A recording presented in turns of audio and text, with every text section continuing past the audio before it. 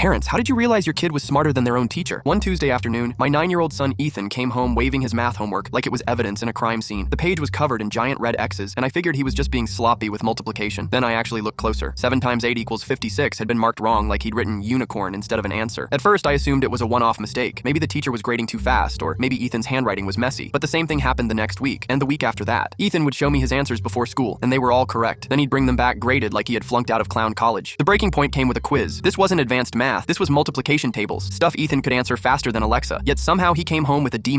I wasn't about to let my kid get labeled as struggling when I'd literally seen him do the work, so I scheduled a conference with his teacher, Ms. Reynolds. She greeted me with the confidence of someone about to hand down a guilty verdict. She claimed Ethan had attitude problems, that he was disruptive, and worst of all, he had the nerve to correct her in class. Then she pulled out his homework folder like it was Exhibit A. She tapped the papers with her red pen. See? He keeps writing the wrong answers. I looked at the page. 6 times 9 equals 54. Marked wrong. 8 times 7 equals 56. Wrong again. Ms. Reynolds explained with full confidence that 7 times 8 was 54, not 56. I sat there stunned. She doubled down, telling me she had been teaching elementary math for 6 years and knew her multiplication tables. Then she suggested maybe I had been teaching Ethan incorrectly at home, confusing him in class. Right on cue, the principal, Mr. Davis, walked in. Ms. Reynolds immediately turned to him for backup, explaining that Ethan refused to accept that 7 times 8 equals 54 and was disrupting the entire classroom. Mr. Davis looked at the paper, looked at her, looked back at the paper. The silence was so painful, I could hear the janitor sneezing 3 classrooms away. Finally, he cleared his throat and suggested she double-check using the calculator on her desk. Her face went pale. She punched in 7 times 8. The calculator glowed back. 56. She tried again. 56. Then she grabbed her phone calculator like maybe the school-issued one was broken. Still 56. Meanwhile, Ethan had been sitting there like a saint in the corner chair. He raised his hand politely and said, "It's okay, Ms. Reynolds. Everyone makes mistakes. My dad taught me that 7 times 8 is 56 because it sounds like 7, 8, 56. I can help you practice at recess if you'd like." Mr. Davis coughed into his hand, clearly trying not to laugh, and suggested Ethan's grades might need some serious revising. For the next 20 minutes, Ms. Reynolds frantically regraded Ethan's entire folder with her calculator, realizing my kid had been right every single time. The next day, Ethan was bumped up to the advanced math group. Ms. Reynolds, on the other hand, suddenly developed a mysterious illness that kept her out of school for the rest of the week. And Ethan, he wanted to make her a get-well card, not with flowers, not with hearts, but with multiplication problems printed on the front, just to remind her, sometimes third graders really do know more than their teacher.